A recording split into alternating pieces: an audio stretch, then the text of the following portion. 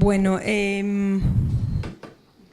voy a tener la difícil tarea de hacer la última presentación, que en cierta medida no recoge tanta información cuantitativa, que veo que está despertando unas emociones muy extremas. Tenemos algunos datos también sobre el caso de Colombia, pero no voy a hacer el énfasis en esto porque me han pedido que haga una contribución muy puntual acerca del modelo de causales y una especie de crítica que en cierta manera es difícil para mí, pero creo que también es una crítica autorizada. Para quienes no saben, llevamos más o menos un poco más de una década jugando las reglas del juego del modelo que se estableció en Colombia en el año 2006, es decir, haciendo esfuerzos ingentes por avanzar en la implementación del modelo de causales, y el cuadro, digamos, que tenemos a la fecha no es muy optimista, y a partir, digamos, de esta experiencia hemos decidido evaluar un poco dónde están las dificultades del modelo de causales, y creemos que en ese sentido es también una contribución a la conversación que ustedes están teniendo para moverse hacia un modelo de legalización. Quiero decir por último, antes de empezar, que me parece profundamente emocionante estar aquí. Vine por primera vez en el año 2006 a hacer una maestría y no me imaginé en ese entonces que este era el inicio de una larga relación de amistad y de trabajo y de camaradería con tantas personas acá en la Argentina, y realmente lo que se siente aquí afuera, no sé, la gente en el piso, como yo veo multitudes por todas partes, es bastante prometedor. Así que muchísimas gracias por tenerme acá. Voy a arrancar entonces de manera muy rápida con un contexto sobre el modelo de causales. Esta presentación se desordenó, no sé por qué razón. Así que saben que yo me voy a ir al PowerPoint porque esto se desordenó. Entonces, voy a arrancar con un breve contexto sobre el modelo de causales y contarles un poco cuál ha sido el proceso de la implementación en Colombia para terminar con esta crítica al modelo de causales. Colombia es uno de los 13 países de Sudamérica, Centroamérica y México, exceptuando el Distrito Federal, que despenalizó el aborto usando el modelo de causales, y con esto constituimos parte del 76% que en la región todavía usa este modelo. Casi podríamos decir que estamos en el otro extremo de países como Venezuela o Paraguay, que tienen un modelo muy reducido de causales, prácticamente solo para salvar la vida de las mujeres, y yo digo a medio camino de la Argentina, puesto que el modelo que se estableció en Colombia es un modelo que abarca 3 excepciones, pero sobre todo desde el año 2006 y en una serie muy significativa de jurisprudencia posterior que ustedes pueden ver citada allí, más de 15 sentencias de tutela de la Corte Constitucional y algunas sentencias de constitucionalidad han venido reafirmando, precisando e interpretando estas 3 indicaciones o causales que estableció la Corte en el año 2006, con el fin, por ejemplo, de decir que la vida es un estado completo, que la salud es un estado completo de bienestar físico, mental y social, y no solo la ausencia de enfermedades. Es decir, la Corte en aquella sentencia abrió la posibilidad de que el modelo de causales en la práctica funcionara como un modelo de legalización. De hecho, Colombia es el único país donde no están establecidos, por ejemplo, límites a la edad gestacional para una interrupción voluntaria del embarazo. En ese sentido digo que estamos en el extremo del modelo de causales más amplio de la región. Pero en una extraña paradoja, mientras que la Corte Constitucional definió que el aborto era un derecho fundamental, al mismo tiempo mantuvo el delito de aborto en el Código Penal, y vivimos en esta extraña paradoja que, como verán y como dijo también Leonel y otros colegas, tiene efectos sobre la prestación del servicio muy importantes.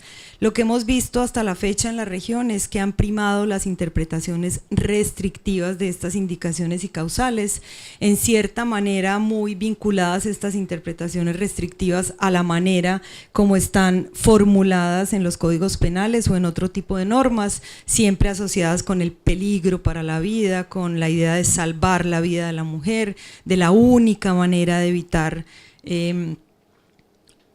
un riesgo para la salud de la mujer. Pese a eso, más o menos una década atrás, arrancamos desde la sociedad civil y bastante respaldadas por lo que ha dicho la Corte Constitucional de Colombia, un ejercicio de avanzar una interpretación amplia y comprensiva de todas estas causales y en particular de la causal salud. Es así como en el año pasado, en la primera encuesta de opinión que se hizo en Colombia, en una muestra representativa con una firma de estas que hacen encuestas de opinión, encontramos bastantes efectos en la opinión pública. Por ejemplo, hasta un 87% de los colombianos hoy consideran que hombres y mujeres deben tener los mismos derechos para tomar decisiones. El 81% de las personas cree que solamente las mujeres deben recibir su propia influencia para tomar cualquier decisión relacionada con el embarazo. Y finalmente encontramos, y este quizá fue el dato más importante, que casi un 50% de las personas consideran hoy en día, después de 12 años de una despenalización parcial, que la interrupción del embarazo debe ser una decisión libre de la mujer. Por supuesto que esto varía según regiones, no tengo tiempo de explicar aquí, pero ustedes van a encontrar que no es lo mismo estar en Bogotá, donde este porcentaje crece, que estar en el Chocó o en otras regiones de nuestro país. Pese a esto, ¿cuál es la realidad de la implementación del aborto legal en Colombia? El 67% de los embarazos en Colombia son no planeados y esto incluye también los nacimientos no deseados, embarazos no deseados que terminan en abortos inducidos o que terminan en abortos espontáneos. Se calcula, según cifras del Guttmacher, que hay aproximadamente unos 400.000 abortos al año y usando distintas fuentes estadísticas y distintos cálculos encontramos que entre un 1 y un 8% máximo de los abortos en Colombia son legales. No quiere decir que todos son inseguros, pero hasta máximo un 8%, usando cifras de Bogotá, que son las cifras estadísticas más confiables, son abortos legales. Encontramos todavía porcentajes muy significativos de complicaciones que le cuestan a nuestro sistema de salud hasta 13 millones de dólares por año. El aborto, la muerte materna, ha disminuido, sin embargo el aborto sigue siendo la cuarta causa de muertes maternas en Colombia, donde mueren en promedio unas 70 mujeres al año. Si hubiéramos evitado todas estas muertes desde el momento en que se despenalizó el aborto en Colombia, usando distintas metodologías o Mary Stops, o usando simplemente estos números absolutos que reporta nuestro sistema de información, podríamos haber evitado cerca de 840 muertes de mujeres. El otro elemento que estamos encontrando es que los abortos, y pongo entre paréntesis las instituciones especializadas que prestan servicios de salud reproductiva y abortos en niveles de baja complejidad, en general las instituciones en nuestro sistema de salud están atendiendo los abortos en niveles de complejidad más alta, secundaria o terciaria, incrementando hasta en 4 veces el costo de un aborto legal, mientras que, por ejemplo, el aborto en una institución de baja complejidad cuesta $45, en una institución de nivel secundario puede costar hasta $213, ¿a expensas de qué? A expensas del uso de tecnologías obsoletas, a expensas de anestesia, de hospitalización, de juntas médicas que involucran distintos especialistas. Y adicionalmente encontramos costos asociados al ejercicio de la objeción de conciencia. Costos que son, por un lado, costos indirectos, por supuesto que no están medidos en términos monetarios, que resultan de daños a terceros, y esos terceros son, por un lado, las mujeres que con mucha frecuencia se ven obligadas a continuar de manera forzada un embarazo y ya tienen suficientes datos para mirar qué pasa en esas circunstancias. Voy a poner solo un ejemplo. O costos sobre los propios profesionales que sí prestan servicios con compromiso de conciencia y que deben experimentar sobrecargas laborales, emocionales, y hemos encontrado también, estamos intentando estudiarlo, incluso pagos salariales menores a quienes se dedican a actividades como la prestación de servicios de aborto.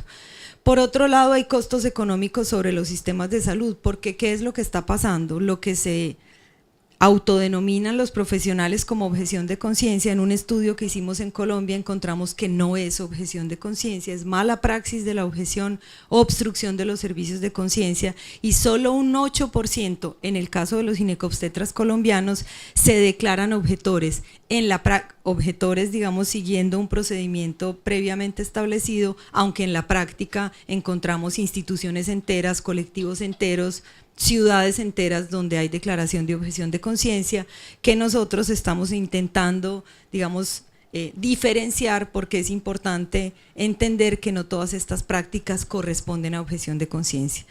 Y esto en cierta medida creemos que pasa porque ser objetor hoy en nuestra región no le cuesta nada a ningún profesional. No hay un deber sustituto que llevar a cabo, no hay penalidades ni procedimientos para investigar cuándo se trata o no de una objeción de conciencia, y por otro lado no hay ni siquiera restricciones en la participación docente o directiva de estos profesionales en temas de salud reproductiva. Por lo menos podríamos pensar si un objetor no debería dirigir la cátedra de salud reproductiva, puesto que va a educar a todos sus estudiantes en esa perspectiva. Esta sí que no se ve mucho, pero aquí venía la parte positiva para decirles, no todo es malo. Hemos logrado que las instituciones que trabajan con compromiso apliquen hasta en un 100% de sus casos la causal salud. Es decir, cuando se hace un trabajo juicioso, se alcanza un efecto pedagógico y los profesionales logran, digamos, una interpretación amplia de la causal. Sin embargo, lo que nosotros observamos también es una multiplicidad de barreras. Esto está publicado también, están todas las referencias después para consultar, pese a la cantidad de estándares que, como les decía hace un rato, ya definió la Corte y que son de un nivel de precisión que no da lugar a pérdida. Sin embargo, encontramos barreras por lo menos en 5 categorías. Fallas en la prestación de los servicios, que pueden ser individuales, por ejemplo, la no entrega de información veraz y oportuna, o institucionales o administrativas, pero también desconocimiento del marco legal, barreras culturales, barreras que son propias del conflicto armado, que es una situación muy particular nuestra, y por último, barreras asociadas a la interpretación. ¿Qué es lo que nosotros observamos adicionalmente? Y acá retomo también lo que decía Leonelli, no tengo tiempo de explicarlo. Encontramos una profunda asociación entre el establecimiento de esas barreras y el estigma que deriva de la persistencia del delito de aborto. Entonces tenemos por un lado, como les decía, un derecho fundamental, por otro lado un delito, y los médicos se mueven en ese intersticio que al final termina produciendo barreras.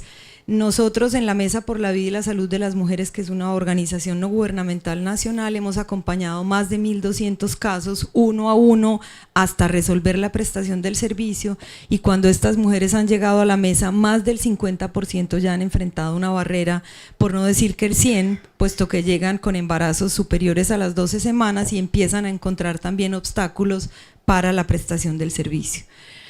¿Por qué decimos también que las barreras están asociadas al estigma? Hicimos una encuesta en Colombia entre ginecobstetras y encontramos, por ejemplo, solo para ilustrar, que hasta un 37% de los ginecobstetras colombianos piensan que hacer un aborto está mal, es decir, eso es ilegal, eso no se puede hacer, y hasta un 34% experimentan culpabilidad.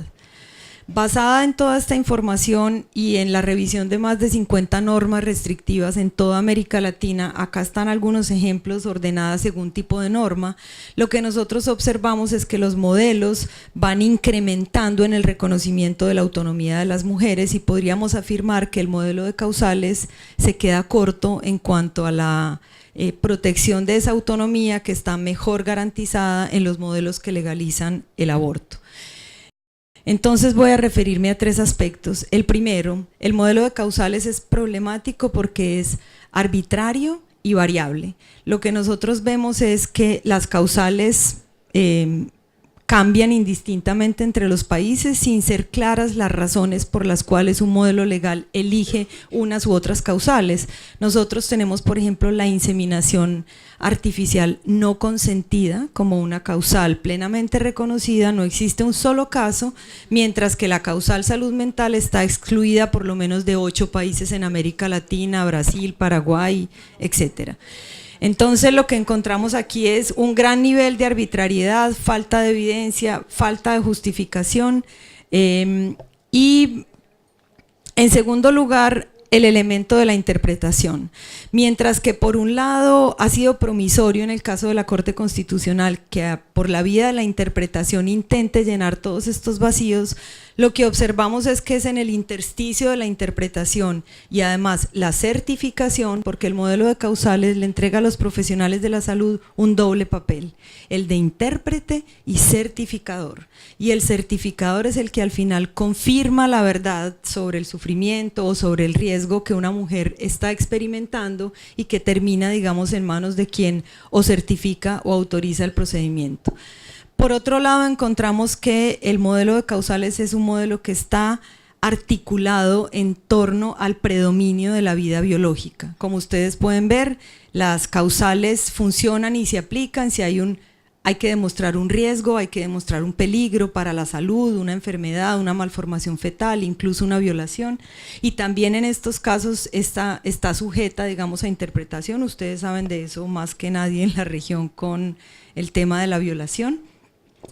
Y preferiblemente que sea grave, y con esto lo que nosotros observamos es, como digo, una preponderancia de la vida biológica versus una subordinación, digamos, de la biografía y del plan de vida que las mujeres tienen para sí mismas. Hay otras cosas aquí, digamos, interesantes que no me da tiempo de profundizar para poder llegar hasta el final. Y el tercer elemento que es, digamos, que constituye esta crítica al modelo de causales es la desigualdad. La desigualdad en este modelo proviene, digamos, de dos fuentes. La primera, de la propia interpretación, porque ¿qué es lo que sucede? Es un caso único, yo he escuchado a las abogadas, me respetarán, yo soy médica en el campo legal, pero también es un caso único en el campo de la salud, donde el profesional, de acuerdo a su interpretación, decide quién va a poder acceder a un aborto legal y quién es una criminal. Y decide también para sí mismo si en función de esa interpretación está cometiendo o no está cometiendo un delito, según la interpretación sea más o menos favorable y él considere que ese caso en particular se ajusta al modelo de causales.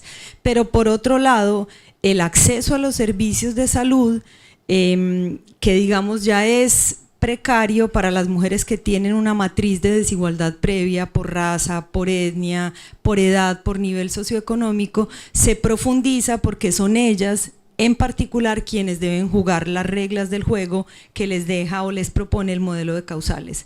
No voy a dar muchos ejemplos, pero yo estoy muy sorprendida con una cifra que acabamos de encontrar en Colombia, donde hasta el 97% de las mujeres que hoy en día son criminalizadas por aborto, perdón, no las mujeres, las acciones judiciales sobre 2.000 mujeres, hasta un 97% se trata de mujeres rurales. Y lo que estamos viendo, como ya lo dijo Rafael, es quiénes son las mujeres que están en la cárcel o están siendo perseguidas. Por lo tanto, y con esto voy concluyendo, el modelo de causales es un modelo arbitrario que refuerza un excesivo poder a los médicos como intérpretes y certificadores, que tutela a las mujeres y en particular su capacidad moral para tomar decisiones en lo relativo a la reproducción, que privilegia la dimensión biológica, que es la dimensión alrededor de la cual se articulan las prohibiciones, desplaza la dimensión biográfica y de esa manera las despoja de su autonomía para tomar decisiones. Y aunque sabemos que el aborto es un evento reproductivo que requiere atención en los sistemas de salud, no se llega a la necesidad de un aborto solamente por enfermedad o porque uno se está muriendo. El aborto tiene sobre todo dijéramos una base social muy importante. Y lo otro que observamos es que en este modelo aparece, digamos, como menos valorada la vida de las mujeres en este sentido. Y por eso creemos que una manera, digamos, de avanzar es pensar en un derecho para dos. Por un lado, un derecho que permita la protección de la vida fetal destinada por la mujer a nacer y que esto abarque, digamos, unas políticas serias de cuidado frente a todos los embarazos deseados sin ningún tipo de discriminación. y por otro lado una política que permita la protección de la vida de las mujeres. Yo sí creo que restablecer la legitimidad de la vida de las mujeres, no solo como biología, sino fundamentalmente como biografía, es un elemento absolutamente necesario. Un derecho para dos, un derecho sin derecho penal. Muchas gracias.